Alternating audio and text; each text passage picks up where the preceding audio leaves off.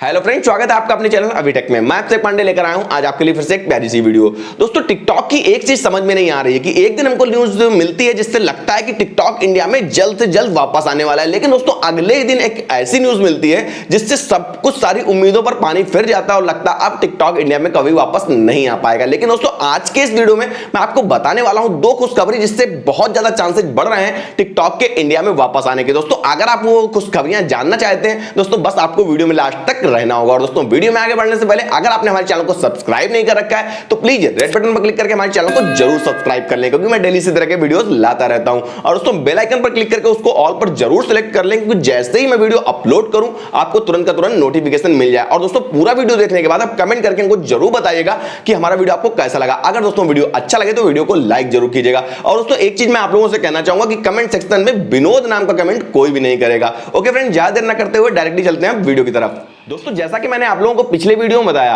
कि टिकटॉक सिर्फ और सिर्फ एक तरीके से इंडिया में वापस आ सकता है कि उसके नाम से मेड इन चाइना का टैग हट जाए और मेड इन किसी और कंट्री का नाम लग जाए, और उसके मेड इन यूएसए होने के चांसेस बहुत ज्यादा बढ़ रहे हैं। और दोस्तों एक American company Microsoft, I think इसको सब लोग जानते होंगे, माइक्रोसॉफ्ट के साथ इसकी लगभग लास्ट स्टेज में बात चल रही थी और दिन पर दिन कभी इसकी मुश्किलें कम होती थी, कभी इसकी मुश्किलें ज्यादा हो रही थी। और दोस्तों ट्रंप जो अमेरिका के प्रेसिडेंट हैं, यूएसए के प्रेसिडेंट हैं, उन्होंने एक डेट दे रखी थी कि 15 सितंबर तक अगर माइक्रोसॉफ्ट और टिकटॉक की डील नहीं होती है तो वो टिकटॉक को यूएसए में भी बैन कर देंगे। दोस्तों यूएसए में बैन होने से इंपैक्ट टिकटॉक पे ये पड़ेगा, उसके साथ साथ लगभग 3 से 4-5 कंट्रियों में और बैन हो जाएगा जहां पर टिकटॉक सबसे ज्यादा यूज किया जाता है। इसलिए दोस्तों टिकटॉक पूरी तरह से तैयार था अपनी 100% हिस्सेदारी यूएसए को बेचने के लिए। लेकिन दोस्तों ये डील इतनी बड़ी है कि 15 सितंबर तक होना पॉसिबल नहीं था। इसलिए दोस्तों अमेरिकी गवर्नमेंट ने 5 डेज इंक्रीज कर दिए, यानी कि जो 15 सितंबर का टाइम दिया था अब 15 सितंबर से 20 सितंबर कर दिया, यानी 5 डेज इंक्रीज कर दिए हैं, यानी कि डील को पूरा होने में अब 5 दिन का और